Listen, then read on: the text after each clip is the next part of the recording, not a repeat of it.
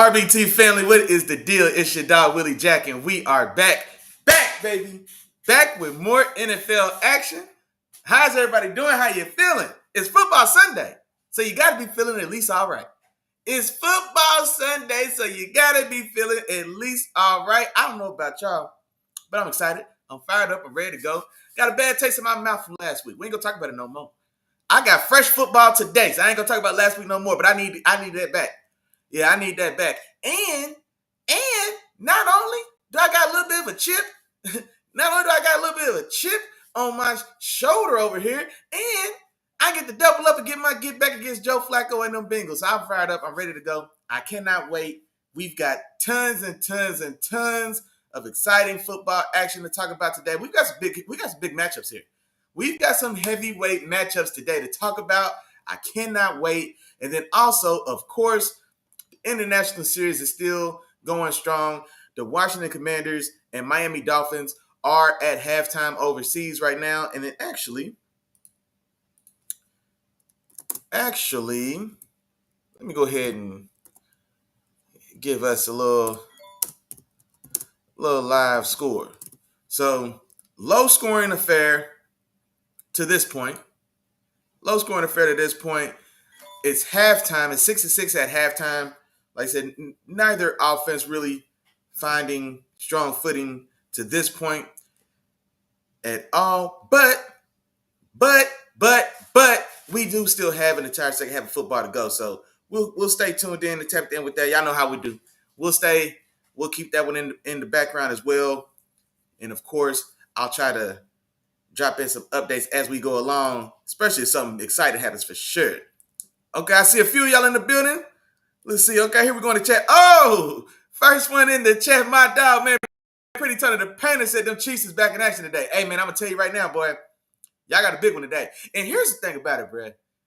And y'all going to probably be mad at me because the Chiefs today, we're going to get to it. But Chiefs season, low-key now, this Chiefs season looking a little on the line-ish.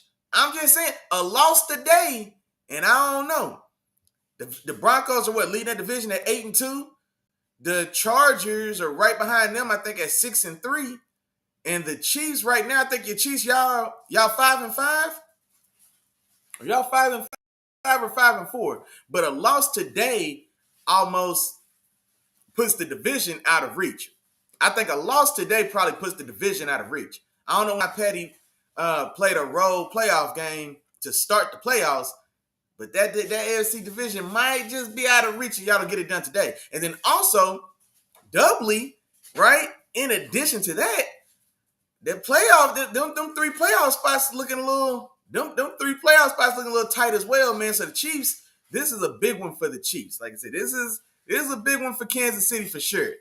And knowing all of that, and knowing that the money maker that the Chiefs are, I just don't know if I see Goodell and them boys letting the Chiefs have their season end prematurely with a loss today to the Broncos. I don't know. I can't see it. I think the button's getting pushed today, people.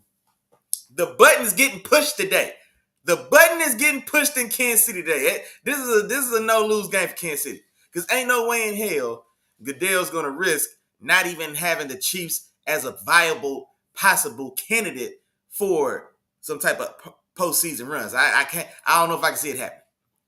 Monduce in the building said, "Happy Sunday, Big Nation family." He said, "Fresh and brand new today. Have a blessed show as always. Appreciate you."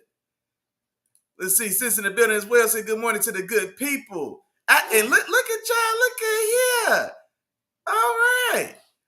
Early in the morning. Let's go. Oh, it's going to be a good one. We got the comments up. Right on time. Let's go. Hey, my dog Miles said, "Hey, I'm trying to tell you, boy. Hey, it's getting a little dicey for Kansas City, man. It's getting a little dicey now." And so, yeah, like I said, y'all running out of rope. Because we got to think about it, right? Broncos win today. They probably win in that division. Okay, so now we got 4, 5, or the 5, 6, and 7 seeds. Well, we know Buffalo, and the Patriots are going. Buffalo's at 6-3. I think the Patriots at 9 and Patriots at 9-2. I believe, because they got the Twins in the league right now, so they at 9-2. Both those guys are in. That's two. So that's one wild card. Let's see. North is probably going to send one. Like I said, between Pittsburgh and Baltimore, we sending one. The West, the Chargers are ahead of the Chiefs in the West, so they likely have. And they have the head-to-head. So right now, Chargers are sitting in one of those wild card chairs. That's two. Then we got one more. AFC South is probably just going to send one because I don't think the Jaguars. Oh no, you know what? It's possible. So the Jaguars, Texans, and Chiefs are going to be in the mix for that 7 seed because the Colts are definitely going to, or the Colts should, run away or win that AFC South. Man, it's getting dicey. Like I said, man, it's getting dicey for sure. And then let's see. The Commanders and Dolphins just kicked back off for the second half, so Washington's going to take control here. Yeah, Washington's taking control here in this third quarter. So we'll see how that game unfolds as well. But nah, man. So it's getting down to cutting time, boy. For sure, you're right. And then, matter of fact, I don't know if y'all had time to tune into young Drizzy May on Thursday night, but as advertised, did what he had to do. And you know, it wasn't his most spectacular game at all, but definitely big win against the Jets. The Jets just coming off their own big emotional win as well. So kudos to them. But Drizzy May, 28 for 34, 280 yards, 1 touchdown, no pick. Trayvon Henderson follows up his breakout performance last week with another solid one on Thursday on the short week, 60 yards, 3 total touchdowns, right? Hat trick there, 2 rushing, 1 receiving as well. And then Stephon Diggs goes for 100 yards in that game also. So Patriots are rolling, man. They're looking good. 9-2. And the thing about it is, because right now, I believe right now they're the number 1 seed in the AFC. Right now, the New England Patriots are the number 1 seed in the AFC, I believe. They're at 9-2, so that's going to be the best record in the league right now, right? Yeah, I believe so, because nobody else has 9 wins yet. So yeah, they got to be the number 1 seed in the AFC. So number 1 team right now for sure. And then also they are playing on that last place schedule, right? And so they're ahead of schedule, honestly, because they're dominating a weak schedule, but they have a weak schedule because they weren't an overly strong team. So that's why I'm not going to punish them for it. They weren't an overly strong team to start. And so I'm not going to be mad that they beating up on competition that they should be on the level of.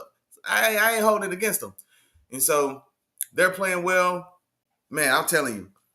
This playoff right now, we're witnessing like a good, hard reset in the league. If y'all notice, if y'all think about it, like every 4 or 5 years, we kind of get a reset, right? Where kind of that new crop starts to come up, and then they start stealing away or knocking off some of the, like they start taking some of those seats that were held by like the established guys, right? So we see teams like Kansas City and Cincinnati and Baltimore and Buffalo come in and supplant the old hierarchy of like New England and Indianapolis and and those Chargers back then, right? So we see kind of those changing of the guards. And so now we kind of watching it, man. We got new faces in new places that are, these young guys are rumbling, man. So the Patriots now looking to be that top seed in the AFC, and given their schedule, like we said, I don't know who's going to slow them down. They got one more matchup against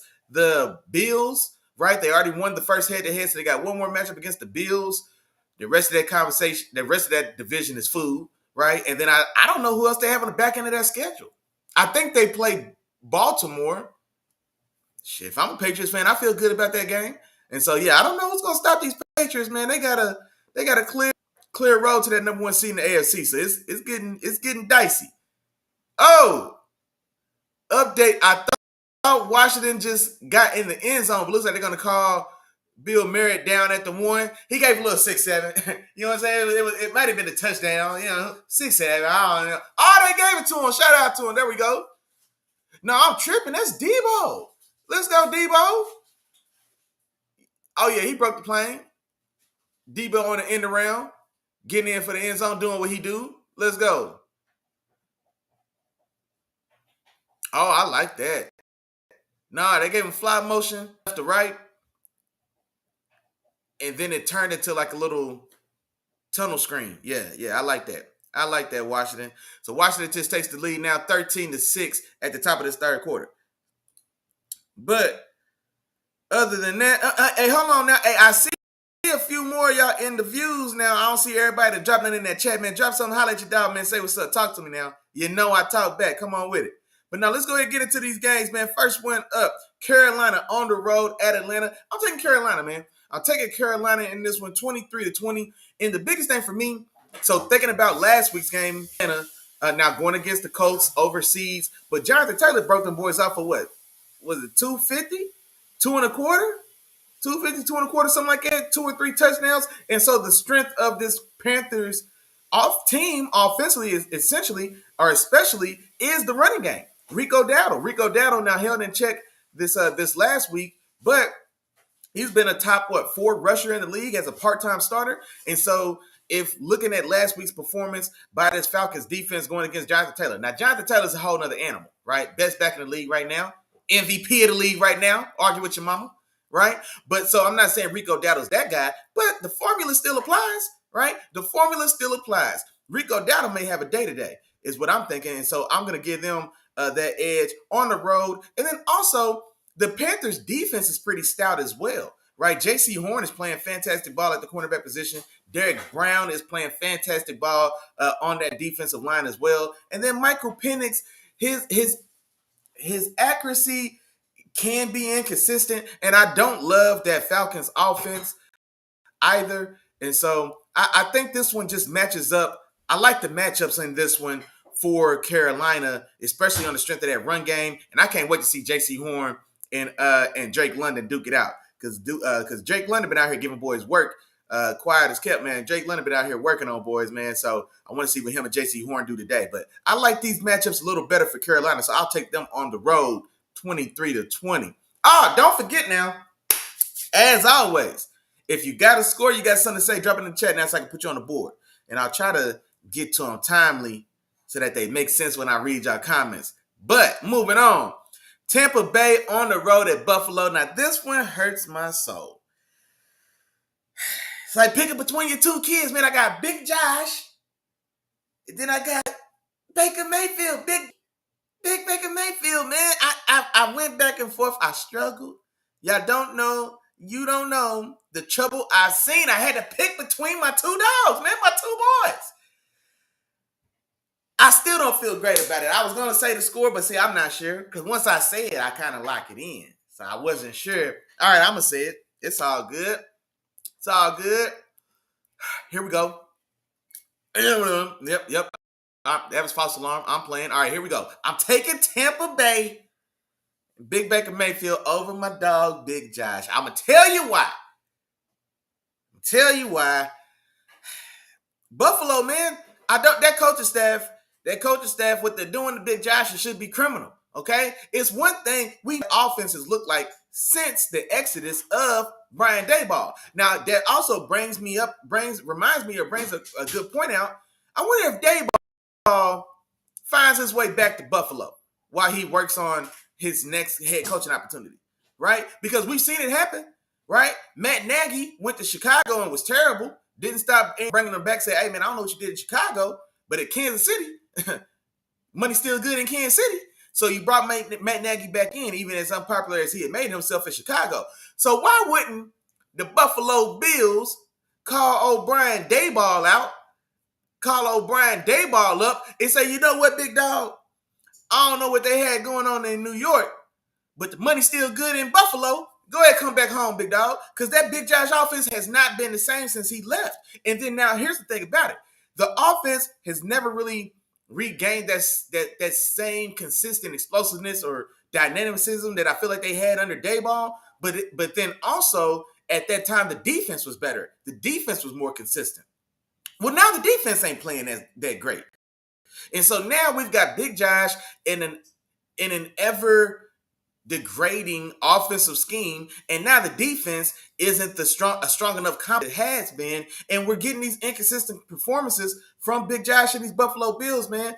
The fact they went out there and got 30 ball and let these Dolphins drop a 30 on them at the crib, and you were almost just came out just flat. And there was just nothing in that offense that could spark or get anything going. So if they don't come out on fire, if they don't start the game with James Cook, you know what I'm saying, chewing up turf on 40-yard gains, if they don't start the game with Dalton Kincaid getting loose in the seam for a 40-yard game for Josh Allen, like they rely on these style of plays because if you can keep the lid on, then man, that offense is very pedestrian, right? And then of course on the other side, Big Baker Mayfield, you know, he about that. Big Baker Mayfield about all that. Don't matter what's going on, don't matter who out. You know what I mean? Big Baker Mayfield gonna find a way to get it done for sure. But also that Todd Bowles defense, man. That Todd Bowles defense, very aggressive and very sound. You know what I mean? I just enjoy watching his defenses for sure. And I like their matchup in this game, man. I really do. I like that. I like that secondary. They're very feisty and aggressive in that secondary as well. Tyke Smith from Georgia. I think he got his hands on an interception last week, I want to say last week as well. Man, they've got some dudes over there. And this Buffalo receiving core leaves little to be desired, dog. And I like Keon Coleman coming out of Florida State, right? But we haven't seen him develop and take the next step to really solidify or ascend into that, that number one style of dominant X receiver that they really want and need in this offense, right? Because they still trying to replace Stephon Diggs, right? And so Keon Coleman hasn't got there yet. Khalil Shakur, he's an accessory guy, or he's a solid and capable guy, and he's had good moments, but you don't feel great if he's the top option in the offense in the passing game, right? Dalton Kincaid beat up and injured. I'm not even sure if he's playing in this one. And then, of course, Dawson Knox as well, also beat up and injured. But they don't have a clear-cut guy. And so it's a lot of heavy lifting by Big Josh and James Cook. Tampa Bay in that defense, man, Todd Bowles, yeah, this is a bad matchup for Buffalo, man. I got to go with my dog, Big Baker Mayfield. And then, of course, like I said, I don't trust Buffalo's defense either, right? And so Big Baker Mayfield with Emeka Egbuka. Who's guarding Emeka Egbuka today? Who? Now, you know what? I take it back. Because I like the young cornerback on Buffalo. Oh, man. He was one of my top. Maxwell Harrison. There we go. I like Maxwell Harrison. Maxwell Harrison was a top 3 corner in the draft for me coming in last year. So I was big on Maxwell Harrison. So y'all want to see him and Emeka Egbuka duke it out. But I think these matchups favor Tampa Bay, man. Big Baker Mayfield going at the Buffalo and getting it done, especially coming off of his own tough loss as well. So I know they fired up and motivated to get back in the win column. No, wait a minute. I just said it. Buffalo just came off an ugly loss on the road at Miami. Wait a minute. Now I don't. All right, I ain't going to do it. I'm not going to do that to myself. But Tampa Bay, I'm riding with you today, Big Big Baker Mayfield. Take it down, Big Josh in Buffalo, 27-24. 27-24. Sis got one for me. She said it's good for. She's got a 24-20 Buffalo. Yeah. See, if Buffalo, like when Buffalo's on, then yeah, they look just as good as ever, right? When they playing the Chiefs, when Big Josh turns into Superman in the second half or in the fourth quarter against the Ravens. So like they still show in spots that, yeah, they still got it. But those one-punch knockouts are fewer, right? It's like aging Mike Tyson. You know what I mean? The further we got along, the farther away from first-round knockouts we got. You know what I mean? Not that he still wasn't a damn good fighter, right? But the further along we got, the further and further we got, the fewer and fewer of them first-round KOs, right? And so that's what Buffalo is. They still got it in there. You can't disrespect them because you know they put one on the button. You're still going to sleep. But those moments are becoming around fewer and fewer, man. And so it's making me a little nervous. I think McDermott, the success that they've had in Buffalo, namely with Josh Allen, the MVP now, and that caliber of guy, but Sean McDermott and that offense and even now defensively is getting a little stale for me. And so I would definitely expect for them to make a run or call to Brian Daboll if somebody in that front office is smart, to say the least. And then honestly, say what y'all want to. No, that might be too soon. I ain't going to say that. I'm going to keep pushing. I'm not going to go that far. Houston on the road at Tennessee. Give me Houston with Davis Mills balling now. Is Davis Mills still in this? Is he still getting a start in this one? Because Davis Mills went out there and put on a show last week now. 19-point deficit in the fourth quarter, wiped out over 300 yards, 2 or 3 touchdowns, ran one in. Hey, Davis Mills did what he had to do last week now, and against their division opponent in Jacksonville. And so now they are on the road against a soft target in against the Tennessee Titans. Give me Houston and that defense to namely dominate this one. I wasn't sure, like I said, if C.J. Stroud is back yet or if it's going to be Davis Mills. But either way, I think Houston wins this on the strength of that defense. I can't imagine what Cam Ward and that struggling Tennessee Titans offense is going to be able to do with this defense on all levels, right? Danielle Hunter went crazy just last week. I think he had 3.5 sacks. Will Anderson still on the other side. That's still probably the best 1-2 punch in the league or somewhere on a short list, right?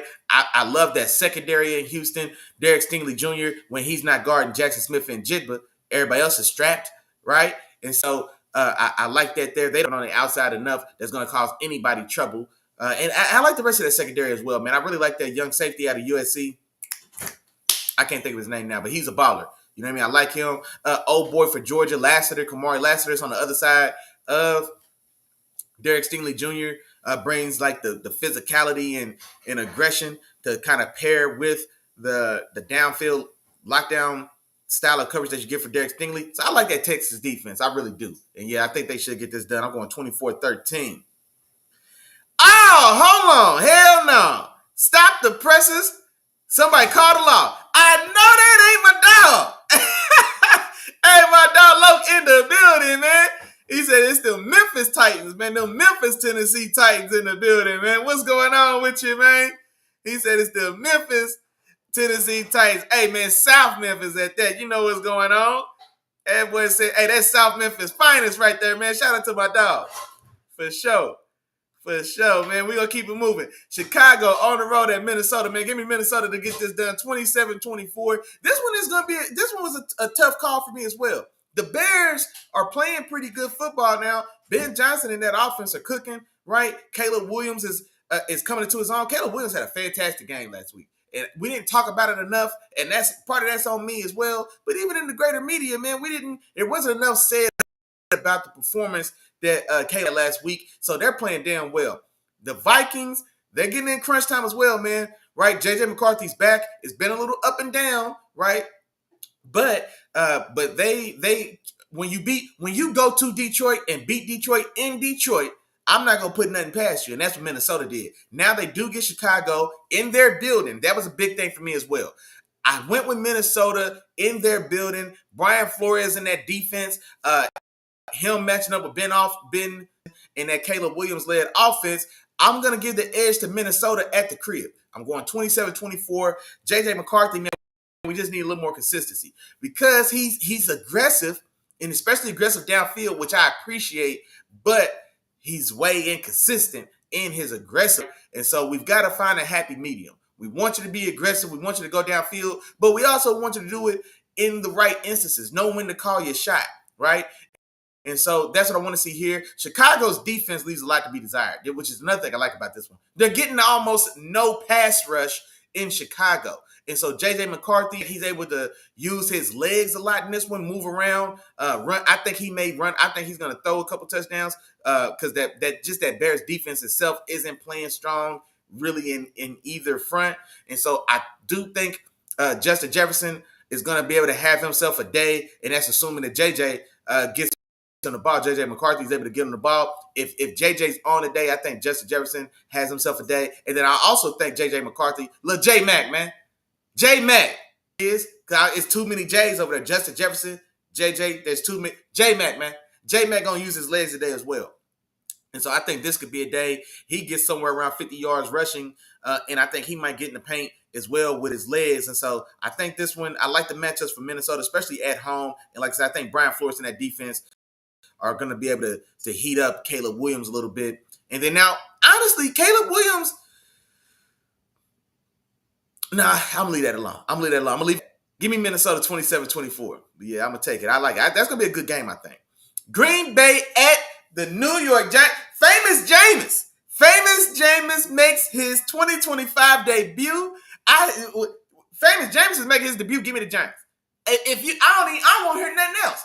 Green Bay, you know I'm full with you. I've been waiting on y'all to prove me right. I've been waiting on y'all to step up and tell me y'all ready for this. Y'all ready for the prime time. But Green Bay, for all the talent y'all have, young offensive talent, Jordan Love is a stud, man. I've been saying for about 3-4 years, Jordan Love is an absolute stud. They've got a room full of young talent at receiver, right? And the young talent, y'all ain't so young no more, man. Christian Watson, man, you ain't so young no more, dog. We've been waiting on you, cuz. I know you've been injured. I know you've been whooped. Yeah, that's all cool. But yeah, we waiting on you, bro. What's up, man? And then the rest of these guys, right? Matthew Golden, rookie, and then he's been in and out the lineup as well. So, we need you to get rolling.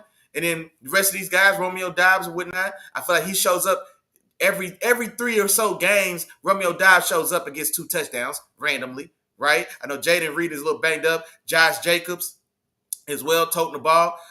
Tough yardage. So I like a lot of what's going on in Green Bay. I don't like that offensive scheme. I wasn't a big Matt LaFleur guy.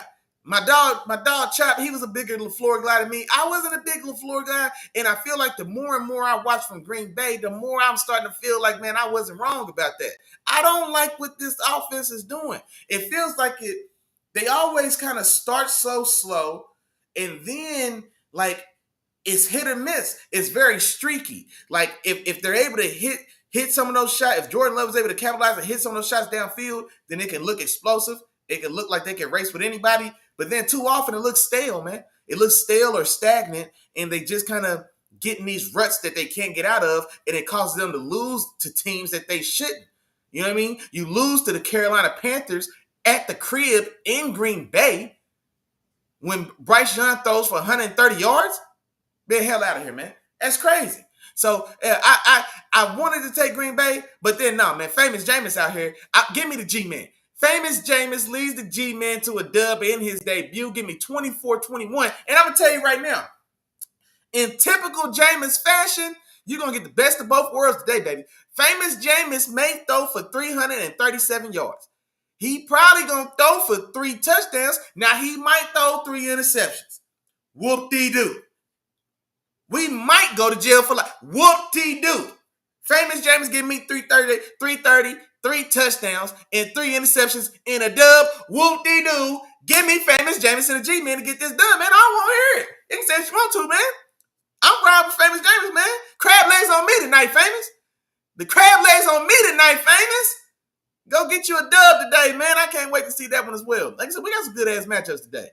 Y'all can say what you want to now. Famous Jameis finna do his thing, man. All trades up, too. 333, 3 touchdowns, 3 interceptions in a dub. I should have made the score 23. But it's 24-21 because he gave me 3 touchdowns. You see what I just did there? Did you see what I did there? Let's see. Sis said she's taking Green Bay with 20 or better. She said, if Green Bay get the 20, that's going to be too much. All Green Bay got to do is get the 20 points and the game is won. I feel you. Hey, my dog Prince said, Bible study at 3. Oh, that must be that. We getting there then. If you talk about that Chiefs Broncos game for sure. Moving on real quick, man. Hey, the guys, man. Cincinnati on the road to Pittsburgh, boy. Bring that ass here, boy. Because we got something to say to y'all. It's going to be a lot of that today. I know what you did last time. It's not happening again today. All right? Jamar Chase not going to get 27 targets. He's not going to catch 23 of his 27 targets for 222 yards and 2 or 3 touchdowns. We're not playing like that today. We're not playing like that today, man. Give me the Steelers to get our mind right. All right? A-Rod was out. A-Rod had last week to LA. I don't know, he had a bad flight. It was turbulence on the flight. And he left his neck pillow. So when A-Rod has a bad flight and he forgot to bring his neck pillow, he didn't sleep well. That's why he played like that. That's what it was. That's why he played like that. But A-Rod at the crib now, we ain't got to worry about no bad flight. He ain't got to worry about his neck pillow. He slept good last night in his own California King. He well rested and ready to go. Man. And yeah, with my boys, man, we back. 30-24. 30-24. This is our get right game. We got one of the worst offenses in the league. My offense has been a little inconsistent, right? DK been a little quiet these last 2, 3, 4 games, right? Jaylen Warren he's been producing. We haven't given the ball a lot. I think this is going to be a big game for Jaylen Warren. And I do think this is going to be a big game for DK Metcalf. Because I think both those guys, DK specifically, I think this is the perfect game to kind of get him back going. It feels like him and A-Rod have kind of lost the groove. They were starting to build a little momentum, and then they've kind of fell into a little sulk here. And I think this is a good to kind of give them the spark and get them back going against this poo-ass Cincinnati Bengals defense. Now, also, on the other side of that, we ain't forgot what you did last time, Joe. We ain't forgot what you did. We know what you did, boy. Yeah. We ain't forgot. I don't know if y'all seen that reel. Y'all might have to caught that. But no, we ain't forgot. We know about you. Yeah, we need that back, man. Yeah, we need that back as well. My defense, I do expect that I think we definitely have a better performance this go around. We've made some changes. That secondary is looking different now. Jalen Ramsey and playing free safety for us, and it's really helped to kind of solve a lot of the issues, namely with communication that we've been having in our defense. All these big plays, coverage busts, folks not understanding how to adjust assignments when we get motion, simple things like that we're falling through the cracks, leading to all these big plays and explosives. Ramsey being at free safety now and kind of handling that back end of communication has done a lot to kind of correct or fix a lot of those issues. And then still our pass rush is woke back up as well. Because the thing about last week, we didn't play. A-Rod played terrible. We didn't get that dub. But the defense played well that game. And namely that pass rush.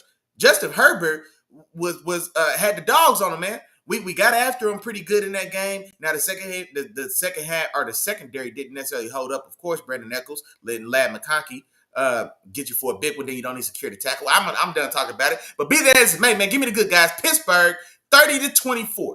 Pittsburgh, 30-24, getting that get back, getting that lick back, reasserting ourselves as a team to beat in this AFC North. And then we got to keep thugging, man, because the road don't get no easier. We still got Baltimore waiting in the wings as well, trying to make a run for the title.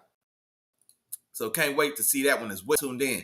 Los Angeles Chargers on the road against Jacksonville. Give me the Chargers 24-20.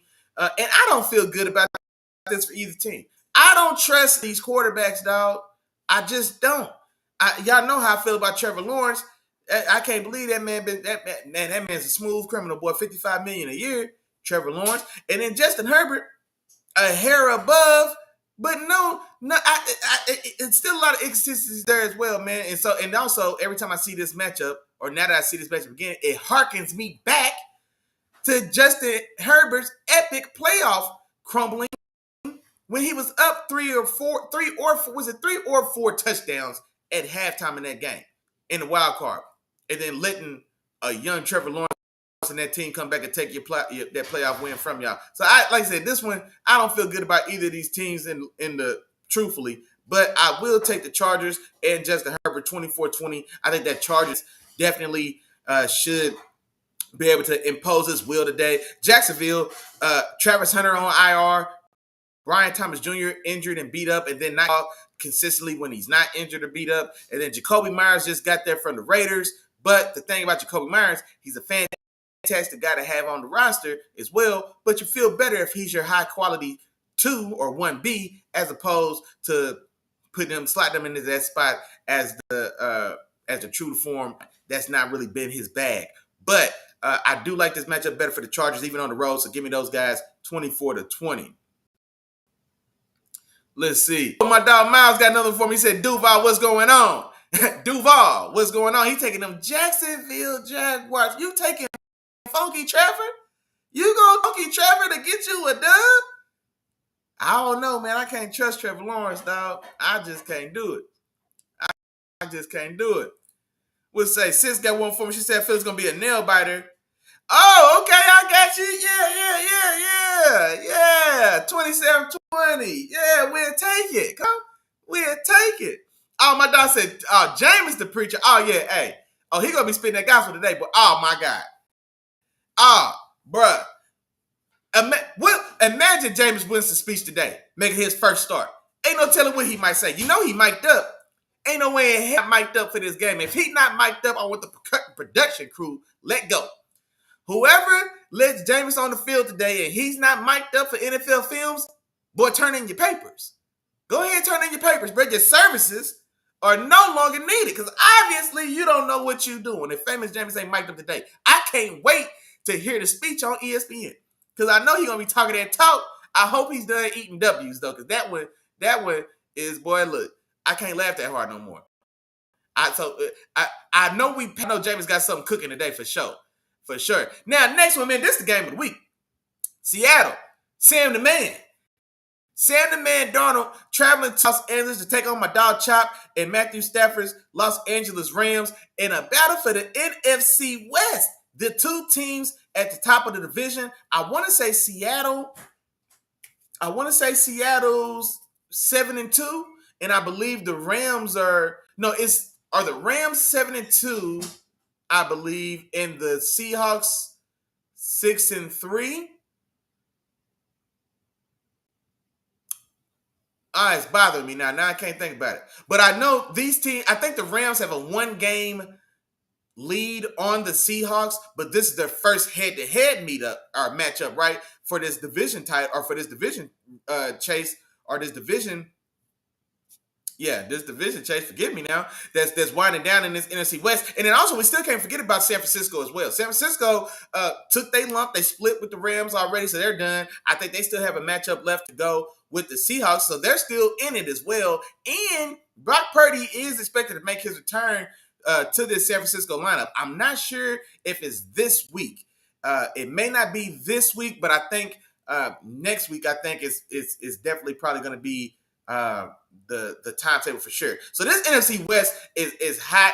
Is very hot right now. This is a premium heavyweight matchup. I'm taking Sam the Man Darnold. Give me Sam the Man on the road in LA to get this done and take control of this NFC West. I'm going Seattle 30-28.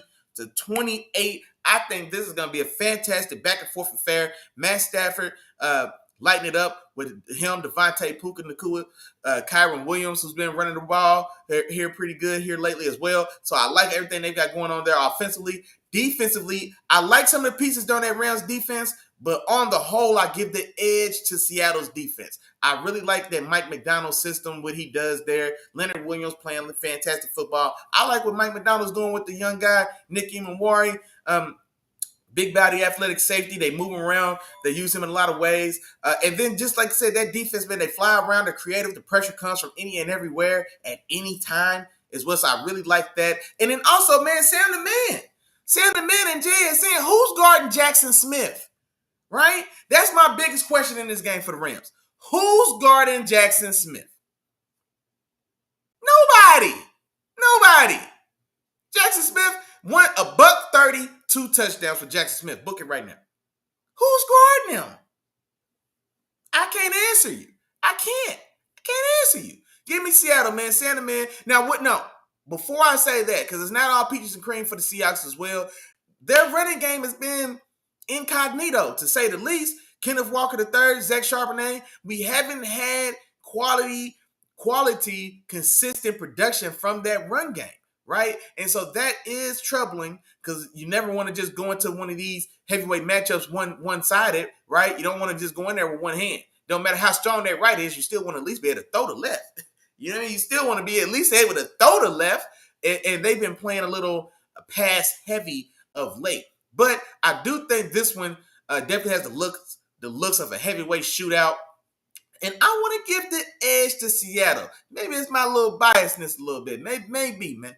Maybe, because I'm on that Sam the Man Darnold train right now. Jackson Smith and Jigba playing like the best receiver in football, looking unguardable. And so I'm going with Sam Darnold in those Seahawks to get this one done, and what should be a classic, 30-28 for sure.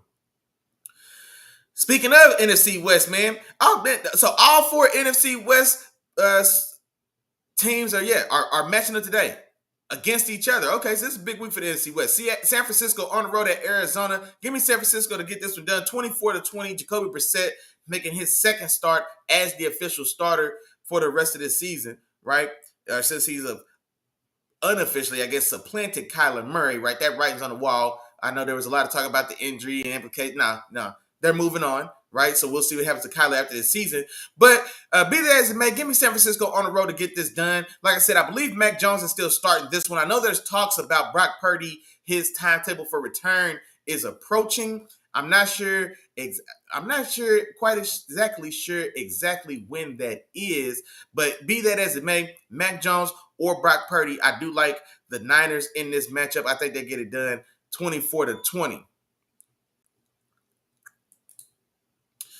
Let's see, Baltimore on the road at Cleveland. I'm taking Cleveland. I went back and forth on this one, but I'm taking Cleveland. I'll tell you why. Cleveland always plays Baltimore extremely well.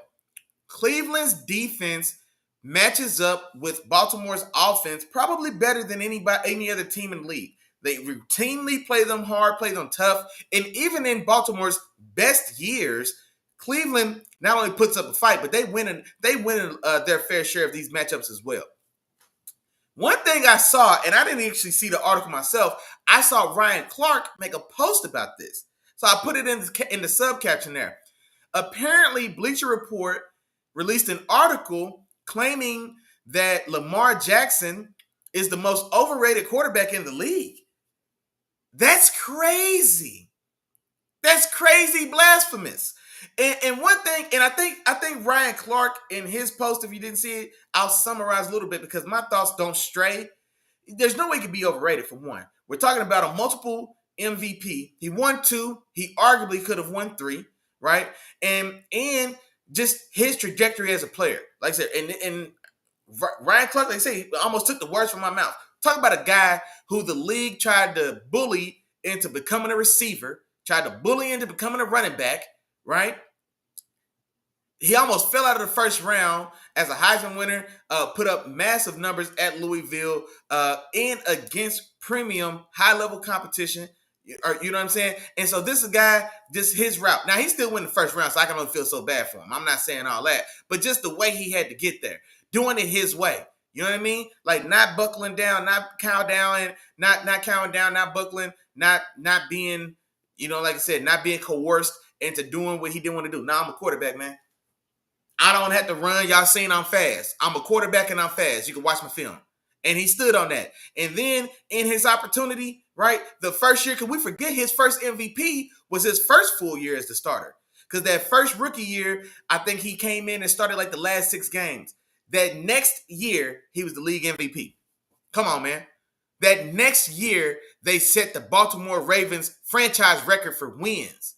That next year, his first year as a starter. Overrated, right? And then that second MVP year, 3 years ago now. Now, was that his most impressive year individually? It wasn't, but he was aces in the biggest moments, in the biggest games all year that year, right?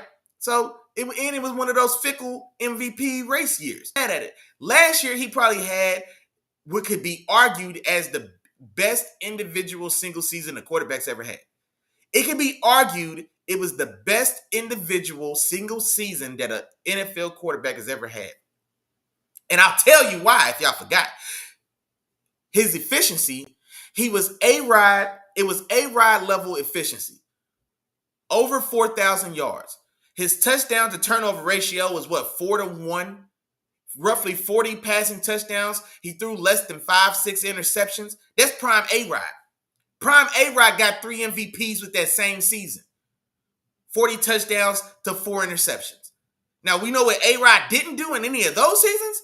He didn't give you 800 on the ground and another 8 to 10 touchdowns. Are you kidding me? And that's the season we don't give him the MVP. So, overrated is crazy. Now, has he underachieved? Has his team underachieved? Has the team he leads underachieved in the postseason? Absolutely. I'll go there. But not just against anybody. He took some lumps against Kansas City. He took some lumps against the Peyton Manning of his time. He took some lumps against the Tom Brady of his era. Right? Is Charles Barkley overrated because he couldn't beat Jordan?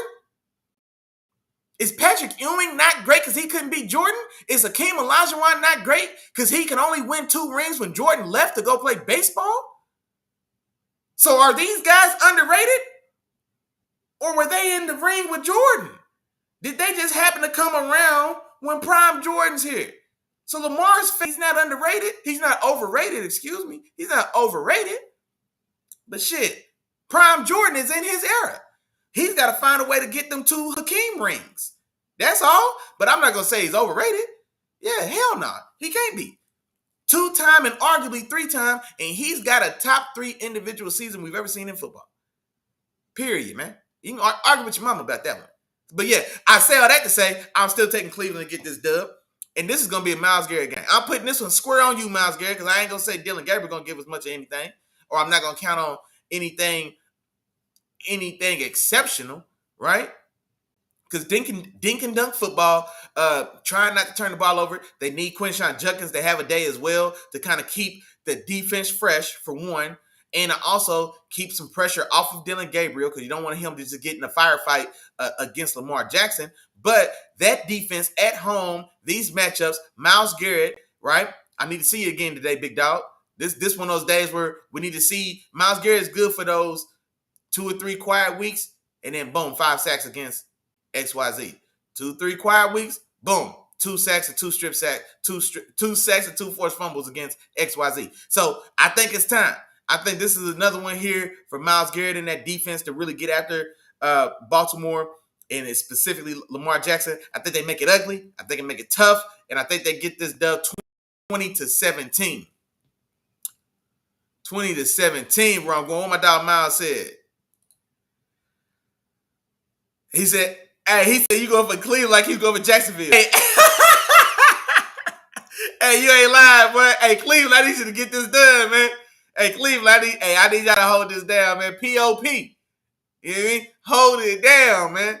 I need Cleveland to hold this down for sure. You ain't lying, boy. You ain't lying. I'm so glad this was in Cleveland. That's why I was like, man, yeah, hey, if they gonna get their Baltimore look, they got to do it today in Cleveland for sure. It is, speaking of them Chiefs, man, Kansas City on the road at Denver. We kind of talked about it in the prelude of the show, man. I'm taking Kansas City. Like I said, I think the button gets pushed today, man. The league is not ending Kansas City season in week 11. It's way too much football left. We gotta have the Chiefs. We gotta have the Chiefs relevant, man. It's too much season left. We not ending the button will be pushed, man. Give me Kansas City to get this done. On the road in the Mile High City, 24-23. Now that Denver defense, whilst it is very stout, and that pass rush really worries me because Kansas City and that offensive line have been pooled for a while now.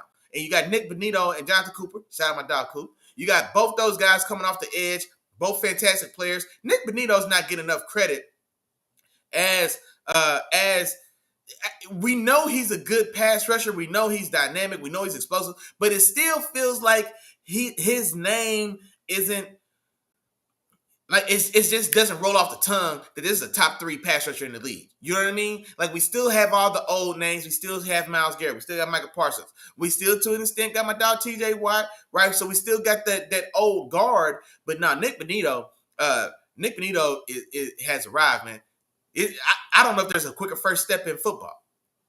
I don't think there's a quicker first step in football. And you know what's crazy about that? Now that I'm thinking about it, the quickest, and I think this is what I said about Nick Benito when he was coming into the league from Oklahoma, because I think he was my number 3 rusher that year coming out. Nick Benito at that time, I compared his first step to Von Miller. I said, boy, ain't nobody quick out the snap since Von Miller. And now here he is in Denver, and he's a damn good pass rusher, and it's calling back to those days, man. That's how I feel. When I watch Nick Benito get off the ball, boy, that's Von Miller, boy. That's Von Miller, boy. Y'all better do your Googles, boy. Do your Googles. That's Von Miller off the edge right there. That first step. And so I really like that matchup. I like that matchup for Denver, that pass rush against the South Kansas City offensive line. But, man, Pat shows up in big spots. That's one thing I'll give it to him. Pat shows up in big spots. He'll have his ugly moments for sure, and you better capitalize when it's ugly. But when the lights turn on, and if he still has a chance, Pat shows up, man. And so I'll take Kansas City to get this done 24-23. Let me see. I see y'all in the chat. What's going on? Come on, man. Come on. Dog, come on, man. I'm trying to show love, man. I think this is a big moment, man. Like I said, Pat ain't gonna let y'all season end in week 11, dog. I can't see Pat ain't letting y'all season end in week 11, man.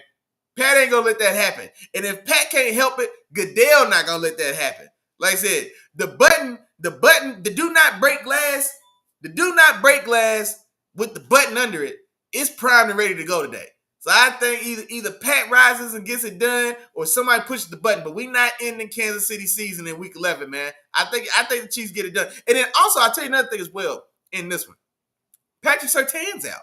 So that defense, the pass rush is fantastic for sure, but that secondary without Pat Surtain, right, reigning defensive player of the year, without him in that secondary, there's a lot of guys over there.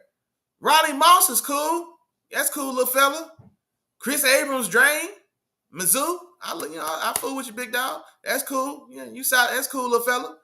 So who's over in that secondary, right? And now Pat, in that passing game, it is more so a sum of the whole versus the value of the parts, right? So as a whole, the conglomerate of that Chiefs receiving core, I think they have more than a fair chance against this Broncos defense minus Pat Surtain. So your Xavier Worthy, your Hollywood Brown, your Rashee Rice, your Tyquan Thornton. Where you been at, big dog? You know what I mean? We're still looking for you.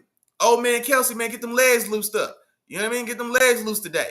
You know what I mean? And so I think not having Patrick Surtain and with what's at stake for Kansas City, I think the writing's on the wall for y'all to get this done, dog. I really do. Hey, man, my dog, man, Day One Gang Jarrell in the building, man. What's going on, big dog? What's going on? Let me see what he got for me. Hey, man. Hey, come on. Hey, no, I think this is. Hey, they gotta have this one, man.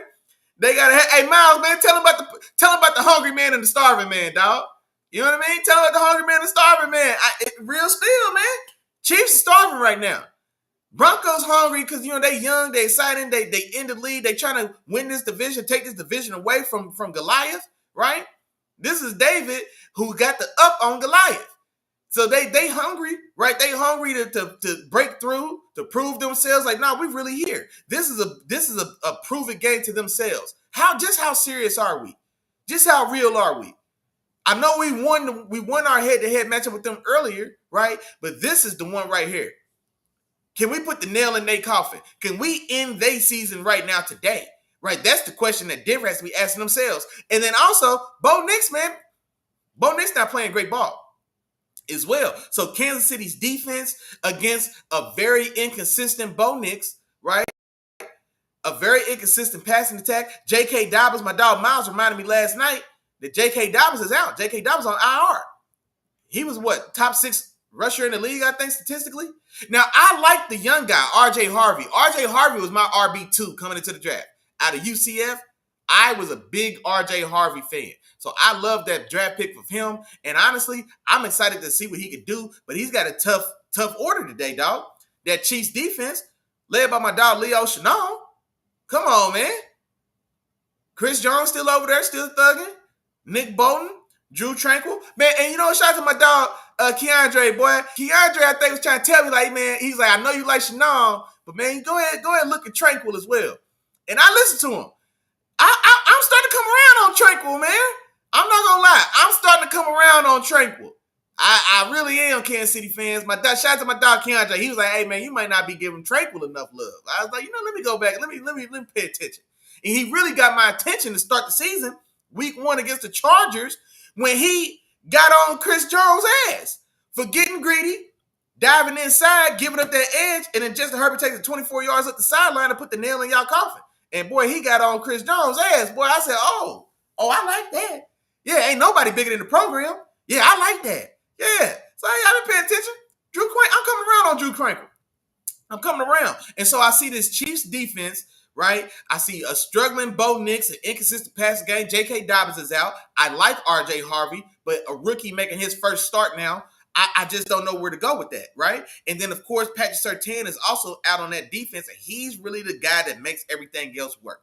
because, right, you've got him that can handle the other team's top offensive threat, and it really plays well with the pressure you get from that front with Nick Benito and Jonathan Cooper, right? So I think this one really kind of favors the Chiefs, man. They the starving man. They gotta have it. They season damn near on the line right now, and Denver's been up and down. They've been winning, but it's been very up and down. And I think this is a better matchup for Kansas City. I love that matchup for Kansas City and that defense against this hot and cold Bo Nix offense for sure. And then that defense without the heart of it and Patrick Surtain. I think this one shakes out good for the Chiefs, man. I really do. Hey, he said Tranquil really a dog. I ain't gonna lie, man. I'm starting to come around on Tranquil.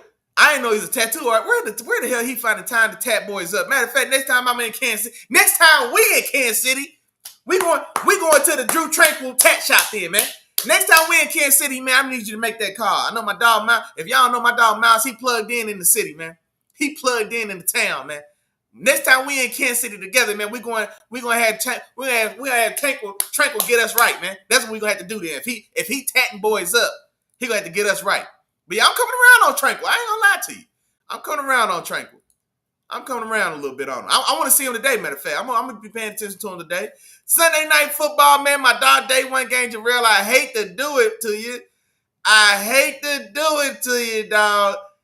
I got my dog Jared Goff on the road in Philly Sunday night football. I'm taking big Jared Goff, man. It's golf, man. My dog Miles like, hey, it's golf, man. Oh man, hey, my dog Miles out here dropping gems today, man. I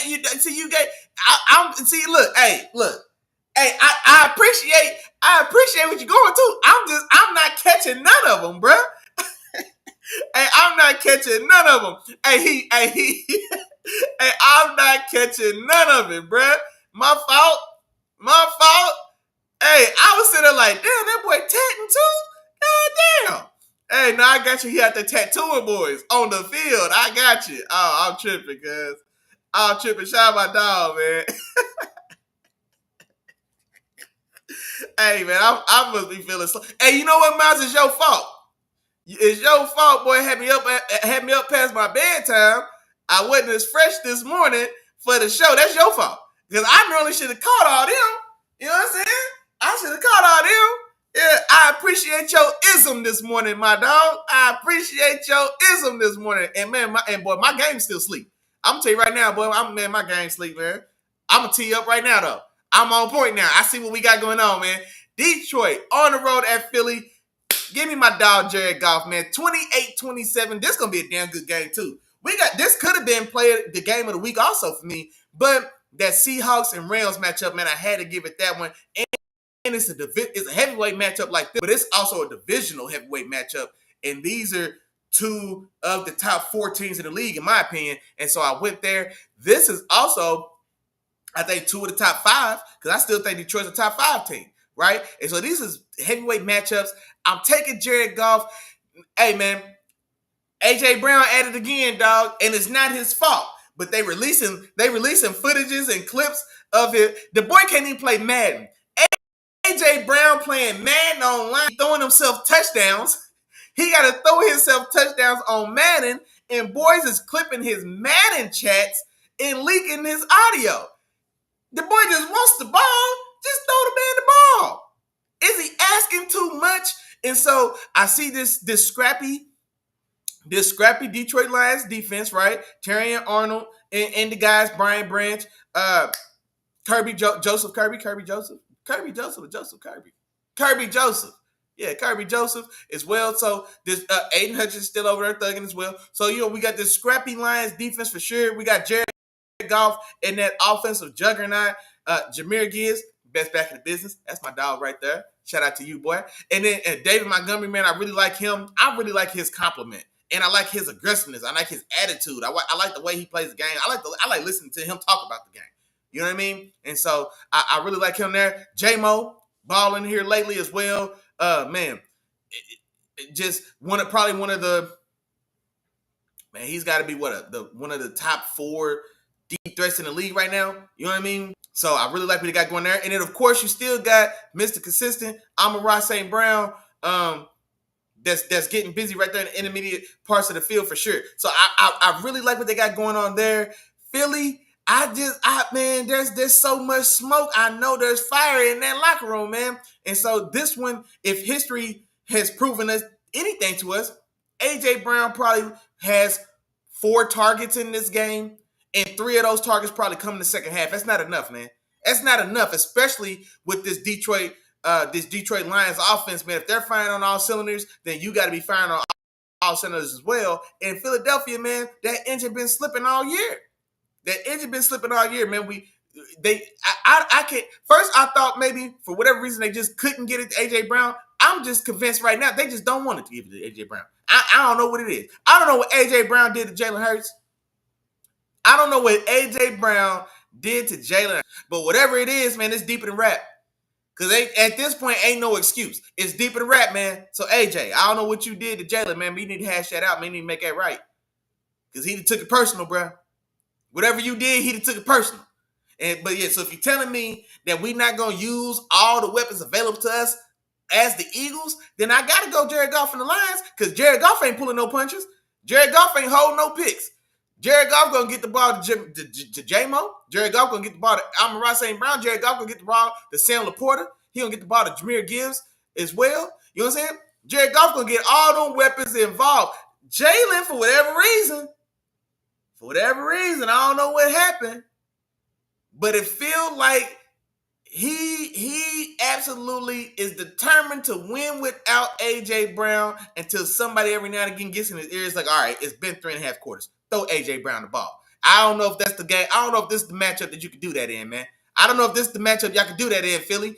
I got to ride with my dog Jared Goff of Detroit. Jared Goff going for 30, man. Y'all know what's going on. What'd I just say? I'm sorry. We bringing that back. Man. Jared Goff going for 30, man. Jared Goff going for 30. Give me Jared Goff 30-27, man. But that's going to be a damn good game. Like I said, we got some matchups in this one, boy. We got some damn good matchups today. Let's go. Let's see my dog, day one game, Jarrell said, man, it look like we got a competent OC today. Why? Man, hey, y'all better, bro. That's the thing. Like, I'm telling you. When we throw A.J. Brown the ball, good things happen. We just don't throw on the ball enough. 6 second-half targets against the Rams, and again, y'all getting blowout. In a quarter and a half, 6 for $120 and 2 touchdowns. The second half against, who was that even against? Went 4 for $120 and 2 touchdowns. First target came, he had 1 target in the first half. He finished the game with 5 targets, had 4 catches, 110 yards, and 2 touchdowns in that game. You see what I'm saying? When we give him the ball, good things happen. But y'all just don't always want to give him the ball. So like you said, if the offense going to look competent today, boy, y'all got to show me. I can't trust it. I can't bet on it. I can't put the rent money on it is the only thing. I can't put the rent money on it, cuz that's all. Hey, look in the building, man. My dog Chop said he said they're getting off today. Hey, nothing else matter. Matter of fact, I'm going to swing back around, bro. I'm going to swing back around to that Rams game for you. Matter of fact, that's the game of the week. That was definitely the game of the week. I'm going to swing back around to it for you. I'm going to let you get some thoughts. Matter of fact, drop me a score. Drop me a score in the chat so I can put on the board, man. We're going to circle back to that Rams game for my dog Chop in the building, man. He said, man, my conspiracy is they trying to save money and make it seem like he ain't the guy no more. Is his contract coming up? Because y'all signed him. Y'all extended him when y'all traded for him. How was that? Has it been 4 years? Cause I think y'all gave him a 4-year. Was it 4 for 120 when y'all went and got him? Was it like 4 for 120? Is he up for another deal? Man, if that's the case, that's crazy. If that's the case, that's crazy. But here's the thing about it as well, day one game, Jarrell. If that's the case, y'all got to franchise him then. Because I don't think he's just going to sign no paper. I ain't going to lie. I don't think A.J. Brown ain't signing no papers. Y'all have to franchise him. So y'all ain't saving no money no way. Because y'all going to have to franchise him. And here's the thing about it, though. You want to franchise him, because y'all got a lot of money on the team. Jalen Hurts cashed out. Jalen Hurts getting 50 of them things. Oh, no, you know what? No, I take it back. Because Devontae Smith is re-signed, and it's pretty comfortable. Saquon is already extended. It's pretty comfortable. Those are on offense. Lane Johnson, he's got that old school long money. I think Mulata, he already is paid. Who's getting paid over there? Who's getting paid on that defense? That defense they've reshuffled. I love that they brought Brandon Graham out of retirement, man. Let him come back. I don't think he wanted to leave no way. So they brought him back home, but he ain't making no money no more. Jalen Carter, he's still on his rookie deal. Quinyon Mitchell on his rookie deal. Cooper DeJean, because he got sauce. He on his rookie deal. Y'all got money. Because ain't nobody on that defense getting paid either. Slay gone. Yeah, no, y'all probably got some bread. But y'all AJ Brown off, he ain't signing no paperwork though. Y'all got to franchise him. Because he ain't signing I can't see him at all. I can't see him at all signing some type of extension with y'all, not the way it's going. But hey, Miles said he feeling it though. Let me see. He said the crazy stat is they 11-0 when he is like under 5 targets and 73 when he gets over 5. That's crazy. Man, if that's the case, dog, I mean,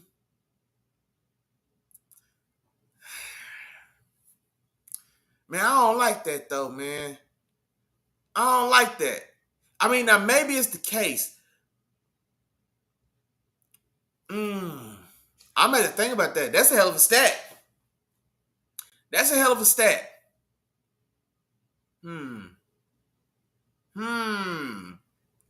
That's a hell of a stat, Day One Game Jarrell. Yeah, I ain't got nothing for that. I didn't know that stat. I hadn't seen that.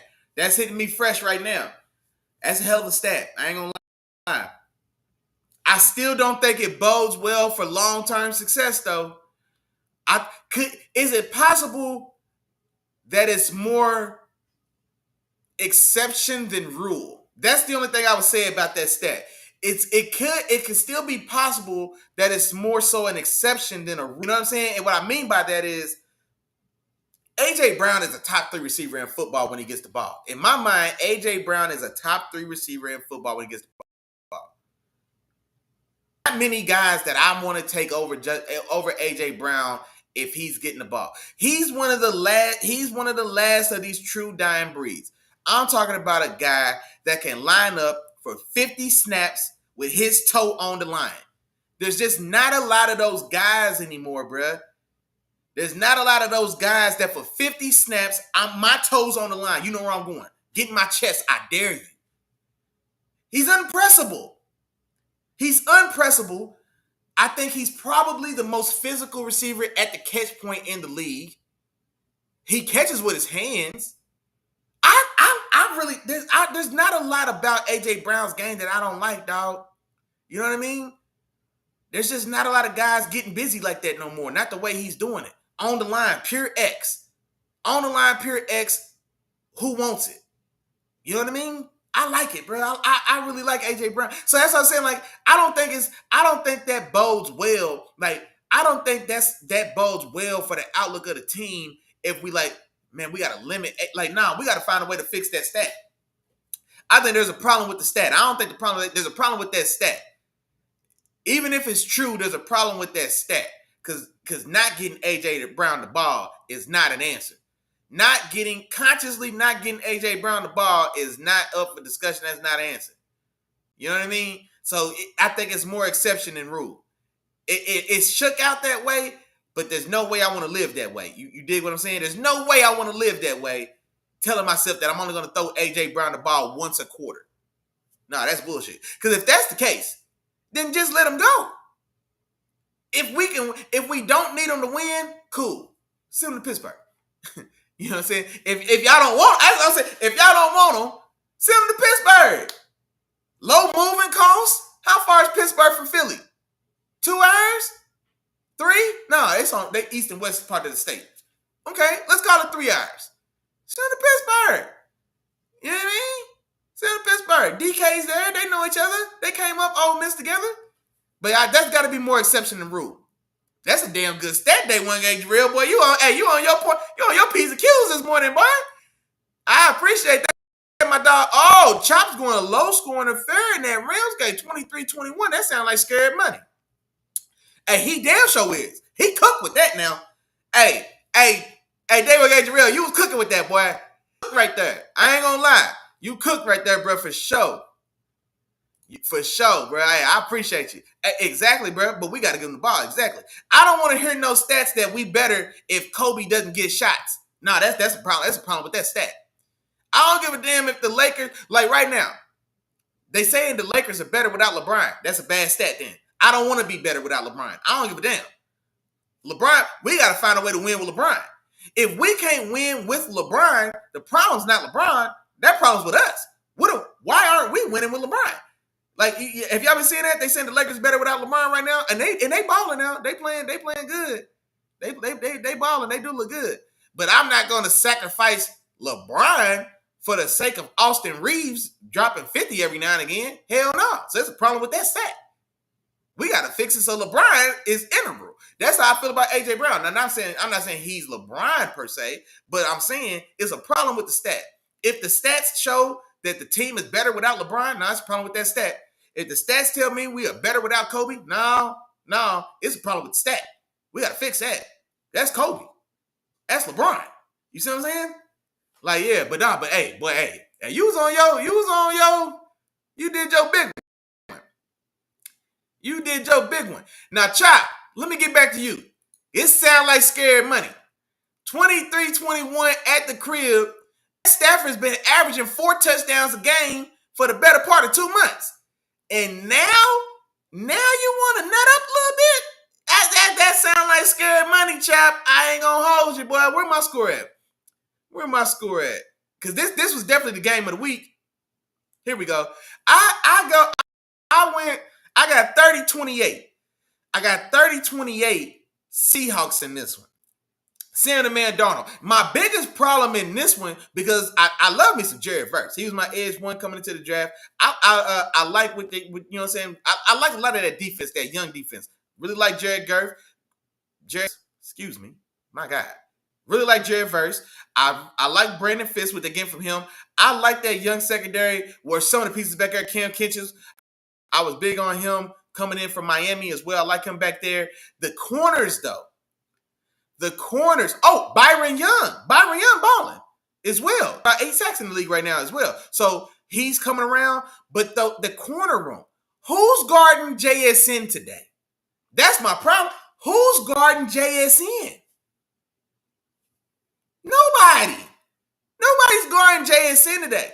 JSN going for $130 and 2 touchdowns today. Book it. What's y'all answer for JSN? That's the difference for me. That's the difference for me. And then Rashid Shaheed, right? I think this is a big game for Rashid Shaheed as well, because again, that Rams secondary, that Rams cornerback room, like I think this is a game that Sam Darnold and JSN have already been extremely explosive all season, right? And that's without, like, JSN's been his own deep threat, right? Because the whole thing coming to the league, we didn't think he was the type of guy that could really threaten the field and be a viable deep field threat 40 and 50 yards up the field, right? That was the whole thing.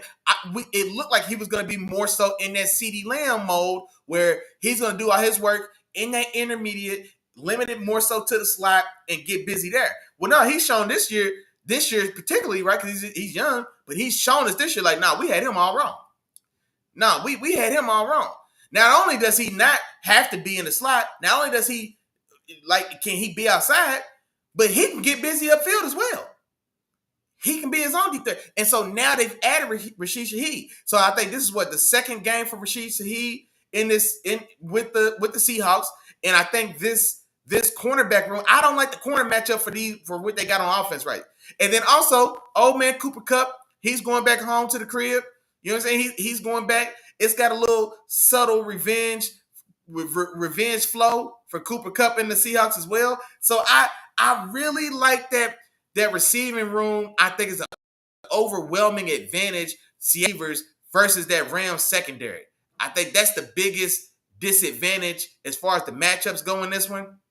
Now, one thing I will say that is to the benefit of the Rams is Seattle's running game has been non-existent, essentially. They're not getting much of anything from Kenneth Walker and Zach Charbonnet. Outside of Zach Charbonnet being able to be a pretty efficient, like, goal line back, right? He's getting a lot of those touches, and he's kind of the guy that they feed those short yardage touchdowns to. But outside of that, they really not getting a lot of good, consistent production in that run game. Well, then also the thing about that, Kyren Williams is a little inconsistent as well, man. Kyren Williams, now he's been playing well, but Kyren Williams also, it feels like in some of these big matchups, in these big games, he'll put the ball on the turf.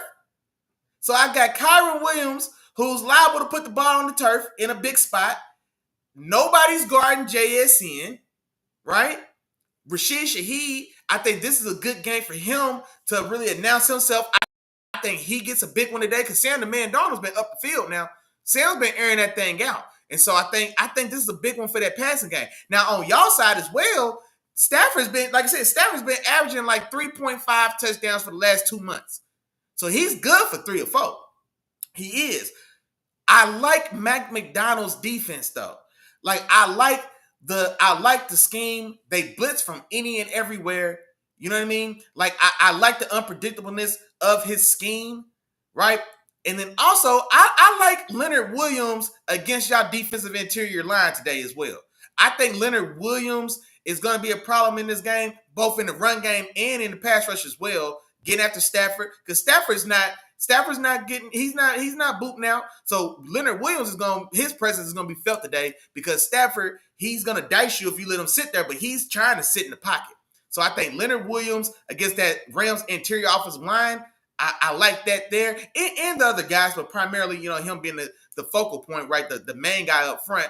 But I like what they got there against y'all offensive interior, and I really like their receivers against y'all secondary. And I think that for me is where I feel, because I went back and forth on this one, but that right there is where I gave the edge to Seattle. That's where I gave the edge to Seattle in this one. Let me see, catch him on this chat.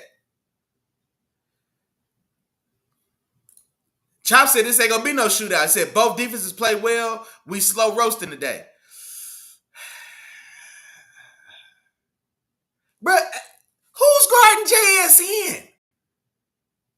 Austin, this ain't the slow roast game. I think y'all gonna have to put, y'all gotta get in the 5th gear today. Cause JSN gonna cook today. I don't see nobody stopping JSN. I don't see nobody guarding JSN. So JSN cooking. And then Rashid Shaheed feeding off of that as well, or being the guy, if y'all give too much attention to JSN, well, now we got a legitimate guy over the top. Who runs a better post route in the league right now than Rashid Shaheed? You know what I'm saying? Like, I'm telling you, bro. I think that receiver matchup really worries me, man, for them Rams. I ain't gonna lie. Come on. Hey, man, let me tell you what happened. Let me tell you what happened. Hey, first off, man, you listening too good. First off, hey, they won't get you real. You listening too good, man. What threw me off, because it was Jared. We was just about Jared Goff. And so I doubled back to the Rams, but we had just got done talking about Jared Goff, dog.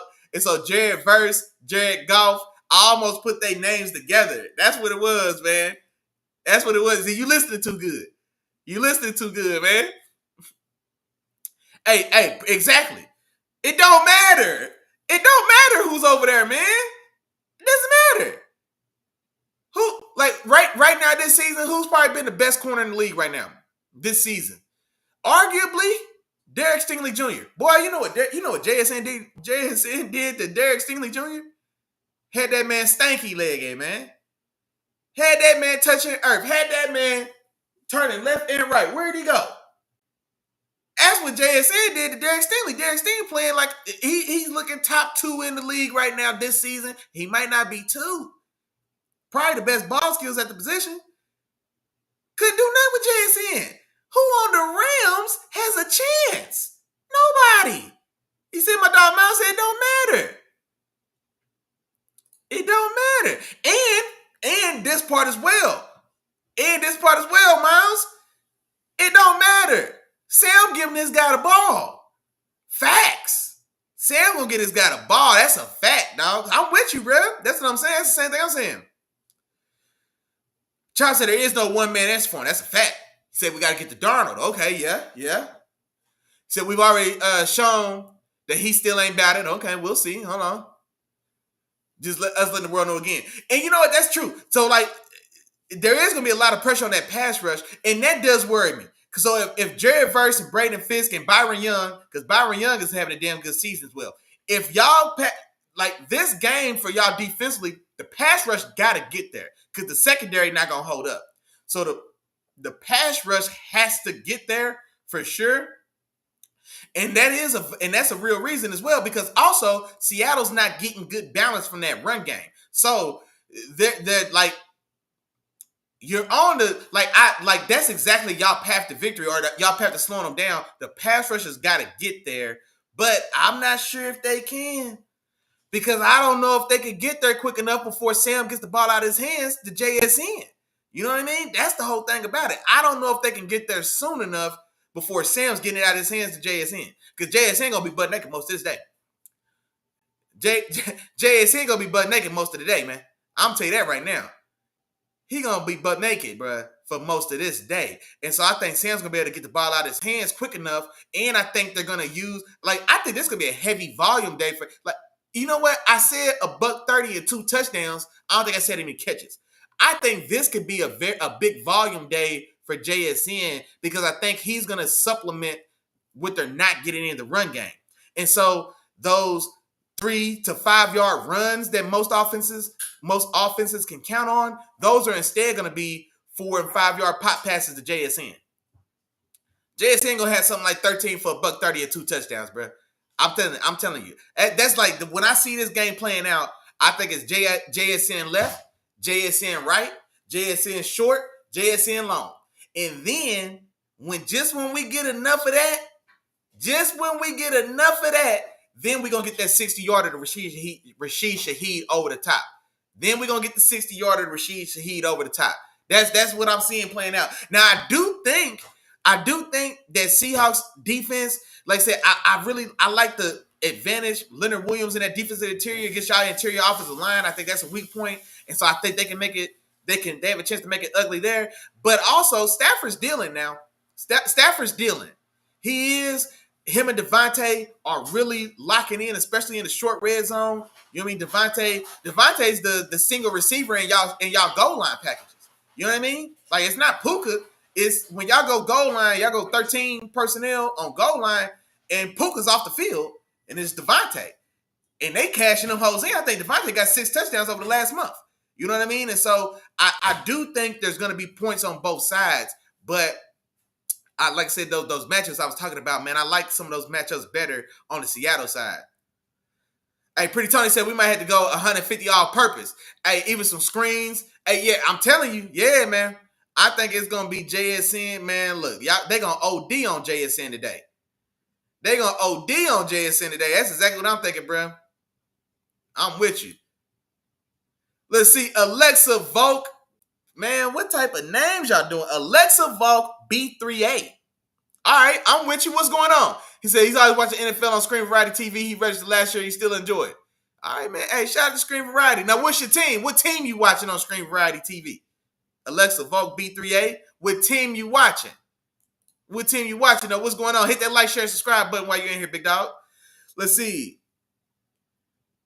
Jerome Jackson, 5934. What's going on, man? Another one. Boy, Screen Variety TV putting out checks like that. Hey, somebody send me one of Screen Variety checks then. Hit that like, share, and subscribe after y'all drop the promo. I ain't mad at you. Everybody got to eat. Hit that like, share, and subscribe button, though, after you drop your promo, though. I appreciate you anyway. My dog Chop said Justin Jefferson was butt naked last year. Guess what happened both times? Donald played the Rams. See, you talking about old stuff. See, that's the problem. See, you talking about old stuff, Chop. That's the problem. It's old. Also, don't forget, though, that was a different Sam Darnold. See, Sam Darnold pissed down his legs toward the back half of that Viking season. Sam that took those lumps. Now he's stronger now. See, that whooping y'all gave him last year made him stronger. You know what I mean? See, that whooping last year made him stronger. That's all it is. Yeah. Now, y'all gonna have to show them today. Y'all got to remind them today. I'm telling you right now, because JSN looking awful Justin Jefferson is. I'm telling you right now. Oh, Chop, I think I told you that, bruh. Now, Justin Jefferson for me is the best route runner in football. But JSN got something to say, dog. JSN got something to say. You boys should not have this much separation against the top elite tier 1 corners in the league, and getting the amount of separation that he gets. Boy, that's different, boy. Hell no. He had 2 yards on Derek Stingley for a whole evening. It was Monday night. He had 2 yards on Derek Stingley everywhere he went. Every time he got the ball, it felt like Derek Stingley was 2 yards off of. That's crazy, bro. That's Justin Jefferson. That's what Jettas do. You know what I mean? Hey, man. Hey, boy, JSN got something to say about that, too. I'm trying to tell you. I'm going to think about it, boy. But I'm trying to tell you, boy, that boy crazy. Hey, man, I ain't even mad at him, man. As long as, hit the like, share, and subscribe while you're in here, big dog. That's all I need. Hey, that's all I need. Hey, it's a new sound, bro. He took them licks. What didn't kill him made him stronger. What didn't kill him made him stronger is he definitely went to another level this year. He's definitely playing a level above what we seen from last year with that Vikings. That last year with that Vikings and Kevin O'Connell, shout out to Kevin O'Connell, man. He's the unquestioned QB whisperer of the league right now. You know what I mean? It feel like every QB he touched turned to gold. You know what I'm saying? So, and we waiting to see it with J.J. McCarthy. And there's some flashes there. We waiting to see it. But look what he did to Sam Darnold.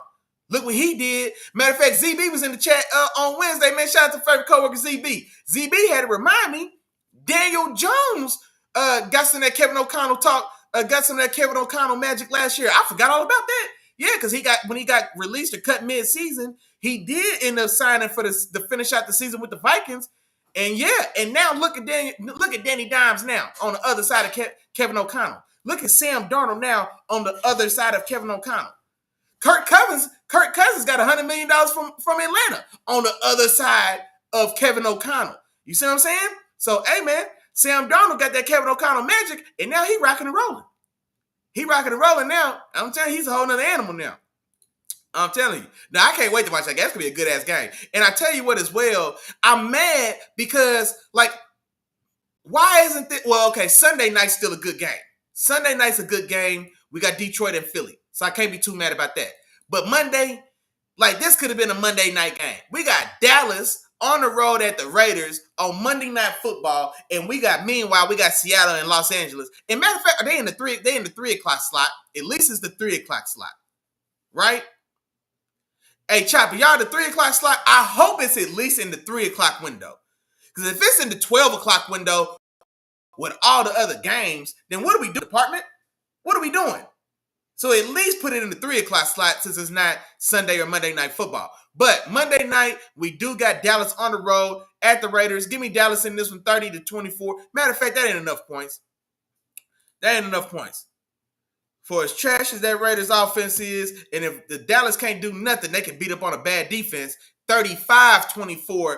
Dallas, Dak Prescott, GP, CD Lamb doing what they came to do. 35-24, and what should be essentially a runaway, non-competitive affair. Okay, Chop said it's at 3. Thank goodness, dog. That's terrible scheduling, man. Well, you know what? In fairness, I don't know if anybody knew exactly what to expect from Seattle, from going into the season. So, I mean, okay, in hindsight, that's a terrible scheduling. In hindsight. But at least it's at 3. Yeah, that's what I say. I want to see every snap of that one. I'm going to have that one on the big TV. You know what I mean? That's going to be the big TV that I have. You know what I'm saying? I have my setup going for the rest of the games, but that's going to be big TV worthy right there. So I can't wait to see that one. That's going to be a good game, man. Win or lose, I definitely think that game's a toss-up game. I got the score 30-28. You know what I mean? So that's a toss-up game. I wouldn't be surprised if the Rams got it done for sure because Stafford's cooking, man. Stafford's cooking. He's averaging, like I said, 3.5, 4 touchdowns over the last 2 months of this season. So, you know what I'm saying? He's cooking for sure. And so this one for me is, like I said, it could go either way. There's a couple of those matchups that I already talked about, man, that I think they break better for Seattle. But no, that's it. That's all, man. That's all the games. And you know what time it is. I tell y'all what. It's the perfect time it's the perfect time for an update on this international game, man. We getting down to nut cutting time. It's fourth quarter. There's a minute to go. Jalen Waddle just dropped a pass that should have been a first down. That might cost him the game. It's 4 seconds left, 13-13. Jalen Waddle just dropped this out route for an easy first down for one, and probably puts this game in relative. I mean, hold on. Okay, yeah, they did something weird there. Okay, here we go. Okay, yeah, we're going to overtime. Overtime internationally for again. Here we go again. We got another international overtime game, bro. Yeah, Jalen Waddle with that damn drop. Jalen Waddle with that drop. I mean, I don't think it was going to necessarily put them in field goal range, but it probably then at least gives them a shot to take a shot at the end zone. Because to attack your mama, for everything that goes right and wrong, one thing that's been consistent about this game is he ain't got that type of arm to chuck it 60 in the air for a real life Hail Mary. So they definitely probably needed that to give themselves a chance to do that. They of course couldn't. And so they ran like an extended screenplay. And it's the same play. They ran that play for Tyreek Hill. I don't know if that was the Dolphins. It was against the Cowboys. With Tyreek Hill, it was right before halftime. It was like a little short dump off like that. It's that Tyreek weaved in and out of traffic and ended up turning it into like a 40-yard touchdown Cowboys a couple years ago. But I can't remember if he's with the Chiefs when that happened or with the Dolphins. But that's the same play they just ran, but with Jalen Waddle. But we do have overtime for sure. Yeah. So y'all know what's going on, man. Y'all drop some in the chat. And matter of fact, we're just gonna hang out. We're just gonna hang out and watch this overtime game together. We're gonna hang out and watch this overtime game together, man. But yeah, I'm here to talk about anything and everything y'all want to talk about. Y'all just let me know. Okay, yeah. And then while we talk, my dog Keandre ain't in here, man. We had a good fight last night. Yesterday. Connor Ben versus Chris Eubanks Jr. and their rematch. Their first fight for me, that was fight of the year. I gave they fight that first fight, the fight of the year. Chris Eubanks Jr. ended up winning that one. Very tough fight. A very tough fight. He ended up winning that one. They had the rematch yesterday. And Connor Ben dominated the rematch, man. I ain't gonna lie. Connor Ben flat out dominated. It can be said he may have swept it. Now, one of the scores was a little close. One of the scores had an 8-4. 4 was way generous. I think at best, maybe I gave 2 rounds to Chris Eubanks Jr., honestly, but Connor Ben just had his number last night. Chris Eubanks, he came out flat. He didn't have the same intensity or aggression that Connor Ben did at all. Sis said she got to fly. Hey, I appreciate you coming through. Go get that money, girl. I ain't mad at you. I appreciate you as always. Hit me up later. I appreciate you. But yeah, no, it was a good one. And you know what? Selfishly, I guess for playoff purposes, I mean, I guess I might as well have the Commanders win, just in case there's a backdoor chance that I need one of them wild card spots. I don't want it to get too crowded. That wild card's already looking pretty crowded, man, with Kansas City in that mix, the Chargers in that mix. The Jaguars and the Texans are in that mix, right? From the Colts. So they in that mix. Me and Buffalo trying to get in that mix. You know what I mean? So this AFC wild card is getting pretty tight.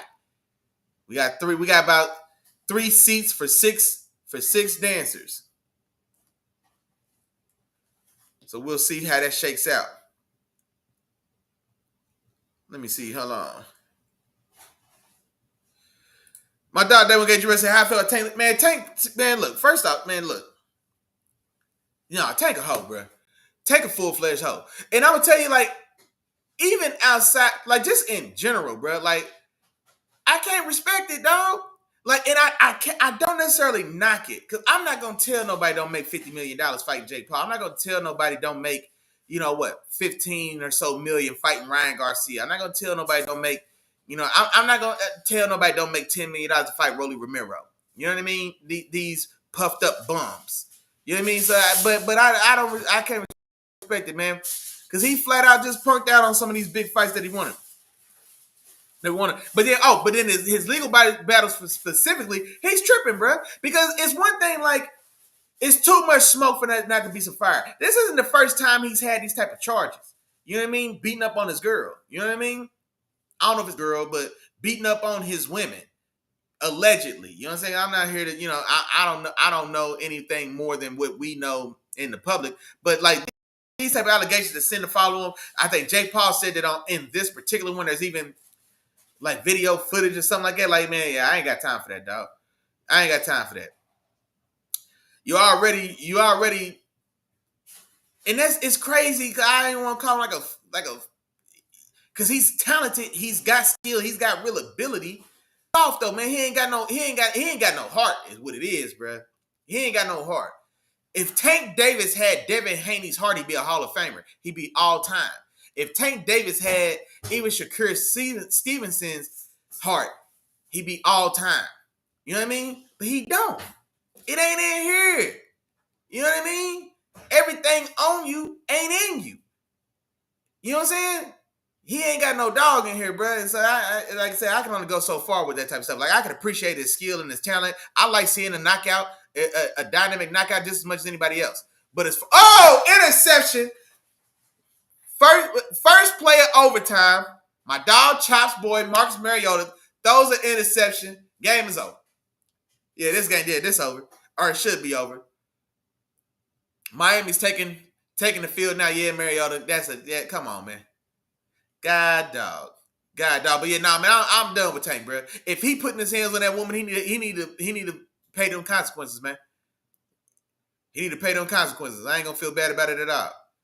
And the fact that he tricked out $50 million, your stupid ass. I don't feel bad for nobody that's ignorant. You know what I mean? I can't feel bad for nobody that don't feel bad for themselves. Everything wrong with him is because of him. So I don't feel bad for him at all. Hey, he said that AFC. That's because the AFC is terrible. And you know what? It's a relatively down year. It is. It's a relatively down year, man, in the AFC. And that's what I'm saying, because like in the AFC, there's thinking of the guard going on, right? It's a down year for Pat Mahomes in Kansas City. It's a relative down year for Josh Allen in the Bills. It's a down year for Lamar and the Ravens. Joe Burrow's injured again, right? It's always I'm not gonna say it's a down year for the Bengals because Joe Flacco's producing. There's no production being missed from Joe Burrow to Joe Flacco. So the Bengals is just being the Bengals. All those points on offense, they can't win a game, or they can't win enough games, or they can't stop nobody. So that's still the same. But that's what it is in the AFC. It's a changing of the guard, right? So now in place of Josh Allen and the Bills, we got Drizzy May and the Patriots. You know what I'm saying? Now in place of Patrick Mahomes in the Chiefs, well, now we got Danny Dimes in the Colts. You see what I'm saying? And so, yeah, you know what I'm saying? So it's a changing of the guard. That's all. That's what's going on in the AFC for sure. You know what I mean? So like the old powers that be are cycling out with these newer up and coming teams, namely the Colts and the Patriots for sure. You know what I mean? So that's what's going on. And then, of course, we still got the Broncos, right? Bo Nix is playing wildly inconsistent up and down ball, but they are still being competitive and winning a lot of games. And so, you know, the Broncos are taking the place of the Ravens right now. You know what I mean? And so that's what's going on in the AFC for sure. And then the NFC, you know, yeah, y'all still in the heart of that. Like, it's not necessarily cycling for the NFC right now. Like the Rams and Matt Stafford old ass, they still there.